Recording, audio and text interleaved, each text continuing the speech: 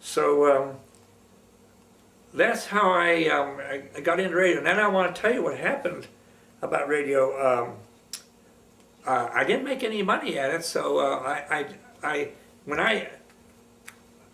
I'll say back in 1947, I'm jumping to World War II. After 1947, I come back from overseas. I was stationed in Munich, Germany, and I went to my home in Berkeley Avenue, and I said, Mom and Dad, I don't want to go back to this civil service job, even though they begged me to come back. Well, they didn't beg me. I wasn't that important. They asked me to come back. I said, I'm just tired of just sitting there filing papers all day and typing and filing papers. I'm going to try to get in radio. And it just so happened that my sister Evelyn was living in Statesville, North Carolina. And so I hopped on the Greyhound bus and came down to Statesville, North Carolina in 1947. And stayed with my sister and her husband, Bob Smith. And while I was there, they were willing to keep me. I didn't have any salary, of course. I turned down the government job. They let me stay there just because they were family. My brother-in-law named Bob Smith, he and the owner of this new station being built were close buddies, and Harry Gatton was the manager of the station and the one of the owners, and he said, Bob, he said, you're what relation would I be to Bob? That'd be brother-in-law. Well, yeah, it'd be my brother-in-law, because that's my brother-in-law. He said, Eddie. I was called Eddie then. My name was Walter, but I'd rather Eddie. He said, Eddie, Harry Gatton's got a job for you. I said, sure, I love it.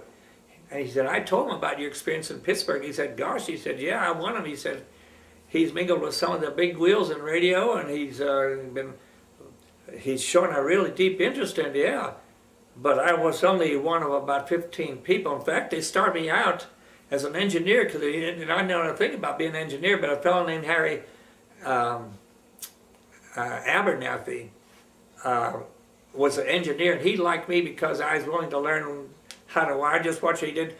We did a lot of the wiring work to put the thing on the air, and I watched a tire going up into the sky over Statesville, and I felt, boy, this is something. But after that work was done, they hired some more engineers that were more trained. And they said, well, we're going to move you into the announcing. Well, I was one of about 15 people who were on the air, and I met Mary Helen there, and that was the best thing that happened to me. And when I married her, then I had 2 children, Gary and Ann. And the strange thing is, because of my radio training work at WSIC in Statesville, I carried that with me. Okay, you want to see? We're up in Hickory now. Okay. We're going back to now.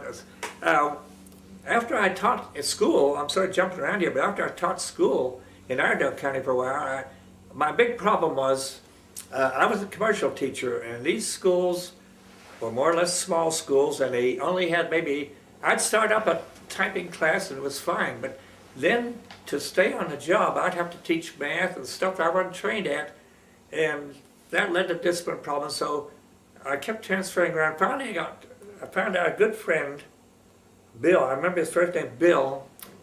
He was the principal of some school in Catawba County. He told me about an opening at St. Stephen's, and I went up there and interviewed, got accepted because this was a big school, had a big commercial department. I was in my field.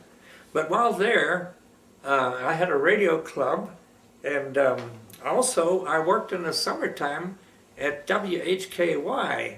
And this is strange because as a little boy, before I forgot to mention it, my dad played a violin on what they call ready-made station. Back in those days, before KDK came into power, they had stations. Anybody could set a station up in their house. My dad played the violin on one of these stations, and I heard him coming in on our little set.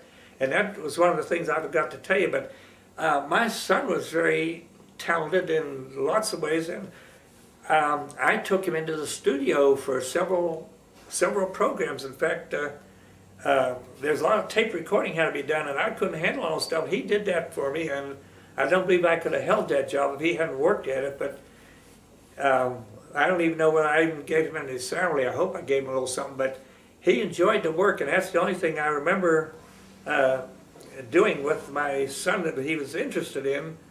Well, we'll get into that later. I was going to tell you about, I didn't realize in growing up with a son and daughter that there are a lot of things that they would like to be doing with you that you don't think about doing, but that's another story. But he did get the chance to work with his dad on radio, and he did very good at that. But radio just drifted sort of away, and teaching became my full-time career. And truthfully, I just had to make myself put my heart in it for a living, because that's the only thing I had a degree in.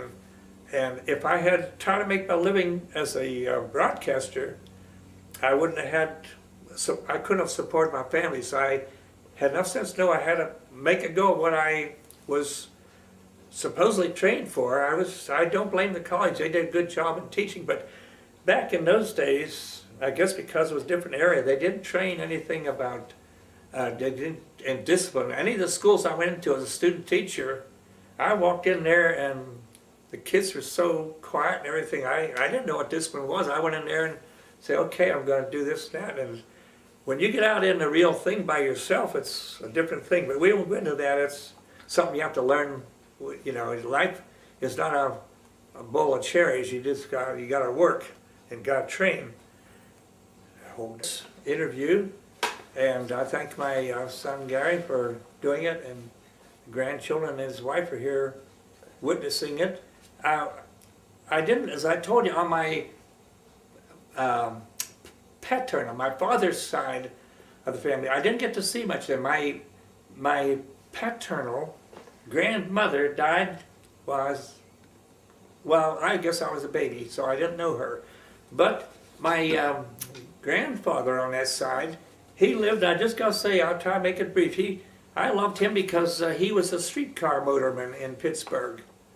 And I want to tell you something about that compared to today now. You could travel all those miles around the city of Pittsburgh with 3 for a quarter token. You could buy 3 quarters, if you give it 3 tokens for 25 cents, that'd be 8 something cents a piece. Can you imagine doing that today? In other words, you can travel all over the city, miles and miles, for just 8 cents. And you got transfer tickets. You'd ride into town, and in the middle of town, you get off the car, and there'd be a street coming this way, go another direction.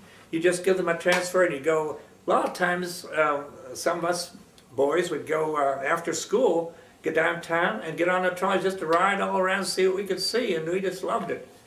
And but while I was overseas, the trolley lines gave away to bus lines. The bus line ride wasn't exciting as a trolley ride, because the trolleys, they zipped along and much smoother, and the rails never had bumps in it like highways do, just smooth rails. And I love the noise of electric motors. Now, these trolley cars served a number of purposes in the summer. They took us to the amusement parks. We had Kennywood Park and Westview Park, and I'll go into that sometime, how my mother used to pack real good, make real good bologna and pickle sandwiches for our school picnics. That's another story. But the trolleys took us to the school picnics. Now, this is just maybe a little sarcasm, but I understand that the huge bus companies and the motor companies pulled strings to get the trolley cars off the street. They wanted to sell those big buses. They wanted to put their gas-guzzling buses on the street. Now, this is sarcasm, but it sounds reasonable.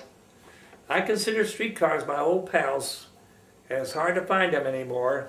Although I will say this, when I was visiting my nephew, Barry Smith, in it's called San Jose, California. He treated me to a ride, Mary Helen, my wife, and I, to a ride on trolley cars. So they do have trolley cars in some cities that know what's good for them. That takes care of the trolley car. Now, I don't think I mentioned too much about getting back to radio times. People wonder how I got to interview Jack Benny, in case I didn't mention. Well, I worked for this newsletter, like I said, when I got through college. I did have this civil service job with the government, And on the side, I kept doing it almost for nothing. I get paid a little bit for working at this newspaper. I worked for a newspaper called the South Hills Dispatch, and I wrote a weekly column. And the man at this man that owned the newspaper, it was called South Hills Dispatch. He also ran a big ice cream store, so he had money coming in from paper and ice cream. But anyway, he said, you work, he said, you know a lot about radio, I hear. And I said, yes. He said, how about getting us a weekly program on KQV? And I went down there and said, no problem. Ordinarily, you have to pay for time on it, but you see, I was given this KQV station publicity in my radio column, and sort of a mutual deal. So while I was working for the South Hills Dispatch and KQV, I kept in touch with we had 3 big newspapers in Pittsburgh at that time. The Pittsburgh Press, which my mom and dad took, and the Sun Telegraph, which is the evening paper, and the Post-Gazette, which is a morning paper. Well, believe it or not, over the years, the 2 evening papers folded. That's the Pittsburgh Press and the Pittsburgh Sun Telegraph. They folded, but the Post-Gazette's still going. As I'm afraid to say, most newspapers are going to face today, because newspapers are having a lot of competition. But getting back to that, I knew a girl named Jane. I can't think of her last name right now, but anyway, she worked for the Sun Telegraph as their radio editor. And someone said, you know Jack Benny's in town? I said, yeah, so what? They said, why don't you get an interview? I said, I don't know how to contact him. But someone said, call Jane. And I called Jane at Sun Telegraph. I said, Jane, this is Eddie Galbreath of the South Hills Dispatch. She said, what do you want? And I said, well, Jack Benny's in town. And I said, I'd like to interview him. She said, what are you doing tomorrow at 4 o'clock? I said, nothing. She said, hop in a streetcar and come on down. I went down. There's Jack Benny in her newspaper office smoking a big cigar. And she said, Jack, I want you to meet Eddie Galbreath. And he shook my hand like I was an old buddy. I said, whoa, what's going on? And next thing I know, I said, can I interview you? He said, why not? And that's how it went. It sounds so simple, but it just blew me out. And so I got an interview with Jack Benny, and it was not bad. I have copies of it, if anybody's interested. But that's the story about Jack Benny. Then one thing led to another. Like I told you, I met Dave Garraway of the Today Show, and I met Gene Kelly. I met him at college. In college, my last year, they had about 20 of us men had dressed up like women and do a skit.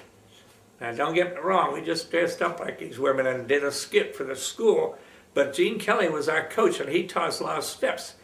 And so they picked on me to interview Gene Kelly over about the 5 stations in our city. I interviewed him over 5 stations. And in about 2 months from that time, when he was doing this show, I said, I'd like to talk to Gene Kelly. He said, he's not here. I said, where is he? He's gone to Hollywood. What's he doing out there? He's a movie star. Just another unbelievable thing.